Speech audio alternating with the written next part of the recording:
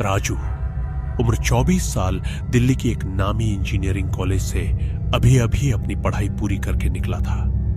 4 साल के बाद वो अपने गांव रामगढ़ी लौट रहा था, छुट्टियां बिताने, अपनी मां से मिलने और अपने बचपन के दोस्तों के साथ वक्त बिताने। उसके साथ था उसका कॉलेज का सबसे करीबी दोस्त अंकित, शहर का लड़का, हमेशा हाथ में कैमरा या फोन लिए हर चीज को व्लॉग बनाने का शौकीन।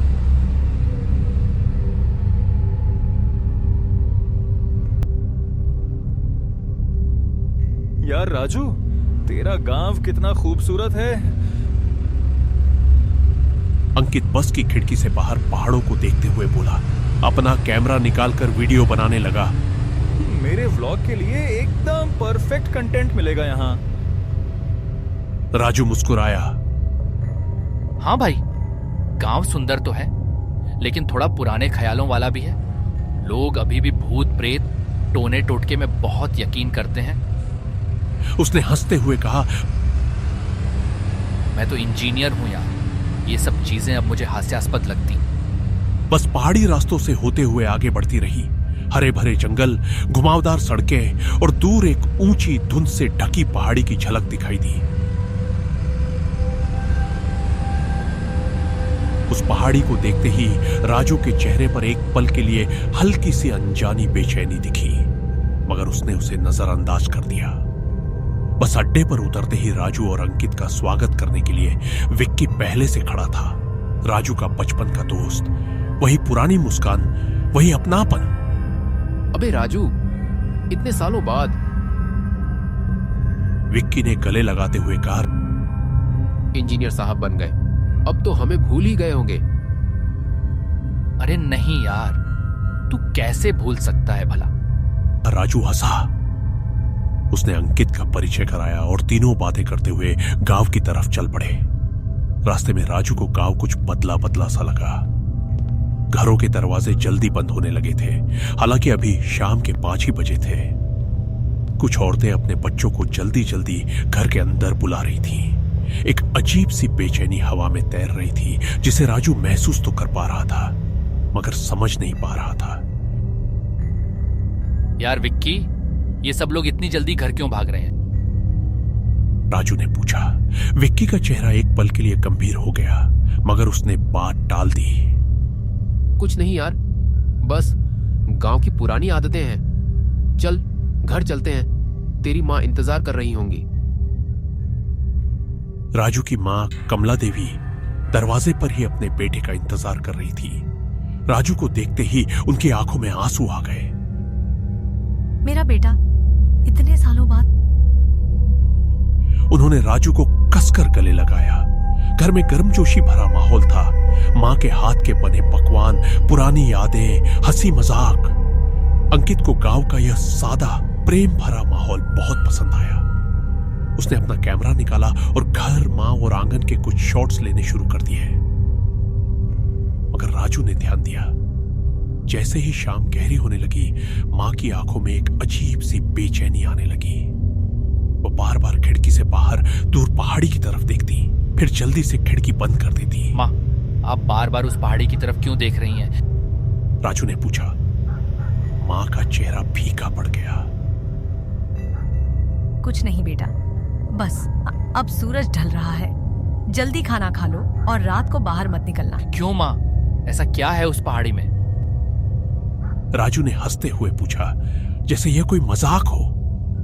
मां ने कोई जवाब नहीं दिया, बस चुपचाप रसोई की तरफ चली गई। राजू ने कंधे उचकाए और अंकित की तरफ देखकर मुस्कुराया।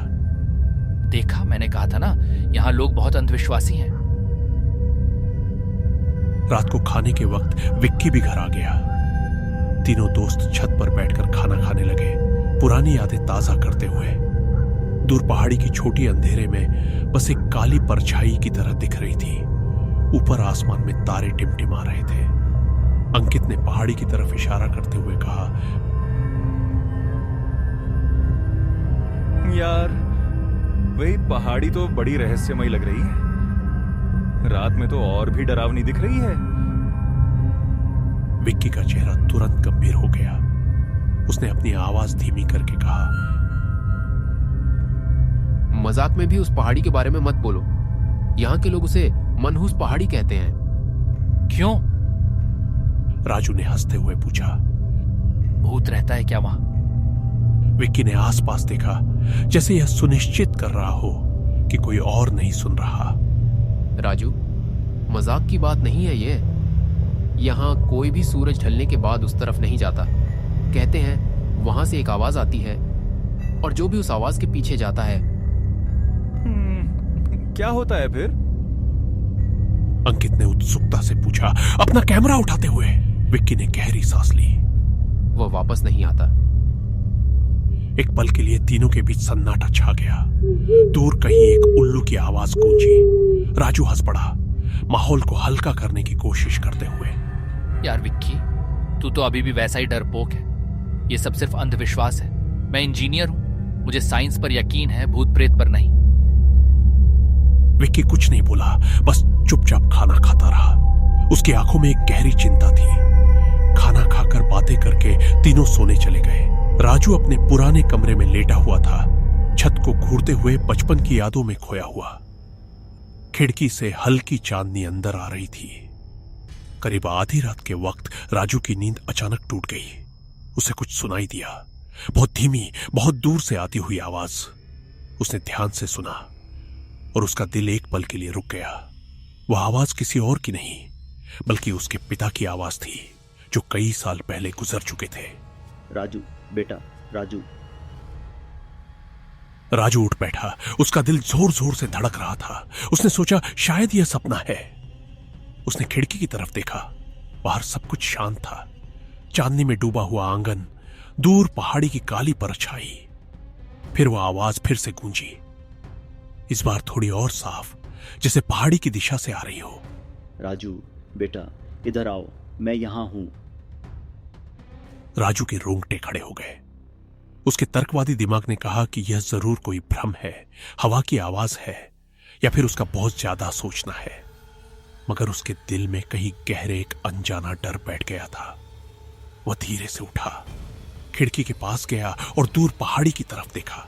एक पल के लिए उसे ऐसा लगा जैसे पहाड़ी की चोटी पर कोई हल्की सी रोशनी टिमटिमाई हो, जैसे कोई लालटेन लिए वहां खड़ा हो, उसे बुला रहा हो। राजू ने जल्दी से खिड़की बंद कर दी, कांपते हाथों से, और वापस बिस्तर पर आकर लेट गया। पूरी रात उसे नींद नहीं आई।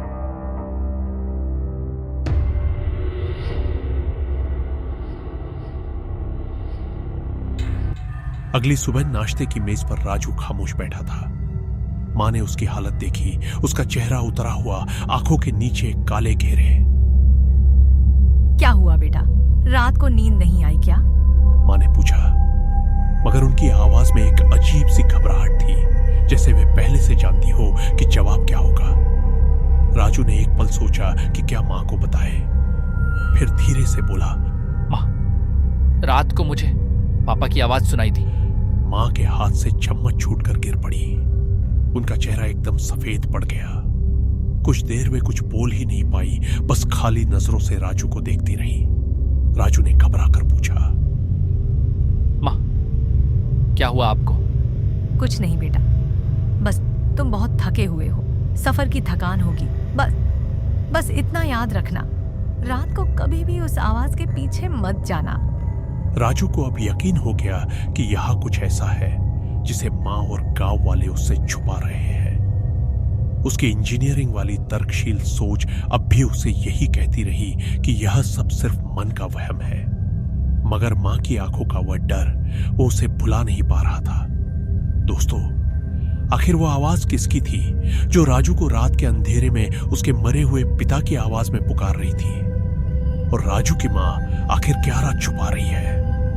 क्या रामगढ़ी की वह मनहूस पहाड़ी सच में उतनी ही खतरनाक है जितना गांव वाले मानते हैं? यह जानने के लिए देखिए गुप्त धन का भाग 2, पहली चेतावनी चैनल पर। अगर आपको यह नई सीरीज पसंद आई हो तो वीडियो को लाइक करें, चैनल को सब्सक्राइब करें और बेल आइकन दबाना ना भूलें, ताकि हर नया भाग आते ही आपको नोटिफिकेशन मिल जाए।